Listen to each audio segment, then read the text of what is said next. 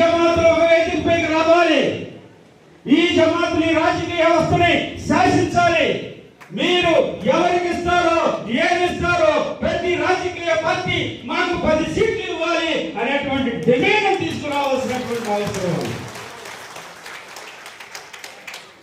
ముస్లిం మీద ముస్లిమే నిలబెట్టాలి. 10 సీట్లు ఇవ్వాలి. ముస్లిం మీద ముస్లిమే నిలబడాలి. ఎందుకంటే ఏ బిడ్డలైనా మన బిడ్డలు సభలో 10 మంది ఉంటారు కాబట్టి, ఏ పార్టీ నుంచి అయినా సరే. ఎందుకంటే రేపు ఇవాళ పార్లమెంట్ లో చట్టాలు వస్తూ ఉన్నాయి. ఈ దేశంలో మనం 30 కోట్ల మంది ఉన్నాం.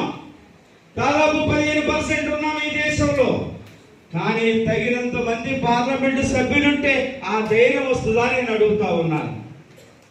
పార్లమెంటు సభ్యులు చట్టసభలకు పంపించాలి, మన వారిని నిర్మించాలి. దాని వైపు మనం ప్రయాణం చేయాలి, దాని వైపు మనం చూడాలి. ఈ రోజున మనల్ని అడ్డ పెట్టుకొని మనకేదో తాయాలు ఇచ్చి మీకేదో చేస్తున్నాము అంటే కుదరదు. నేను చాలా ముస్లిం మీటింగులో విన్నాను, అయ్యా మా కబ్రస్థాన్ నిర్మాణం చేయండి, మాకు షాదీఖానా నిర్మాణం చేయండి, మా మసీదు బాగలేదు మరామత్తు చేయండి అంటారు. కానీ నేను అలా అడగొద్దు బాబు, మీరు అడగొద్దు. నాకు ఒక ఎంపీటీసీ ఇవ్వండి, నాకు ఒక జెడ్పీటీసీ ఇవ్వండి, నాకు ఒక ఎమ్మెల్యే ఇవ్వండి, నాకు ఒక జిల్లా పరిషత్ చైర్మన్ ఇవ్వండి, నాకు ఒక మున్సిపల్ చైర్మన్ ఇవ్వండి అని ఎందుకు అడగలేదు నేను అడుగుతా ఉన్నా.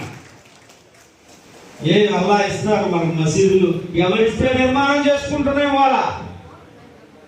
ఇవాళ కబ్రస్థానాలు ఎవరికి లేని ఉన్నాయి. పూర్వీకులు ముందుగా ఆలోచించి చేశారు. ఇవన్నీ ఎవరిచ్చేవి కాదు. కానీ మనం ఈ రాజ్యాంగంలో ఉన్నాం, ఈ రాజకీయ వ్యవస్థలో ఉన్నాం. ఈ రాజకీయ వాటాలో మన భాగం కోసం మనం ప్రయత్నం చేయాల్సినటువంటి అవసరం ఉంది తప్ప మన వాటా మనకు వచ్చిన రోజున అది కేవలం ఎమ్మెల్యేలు ఎంపీలే కాదు.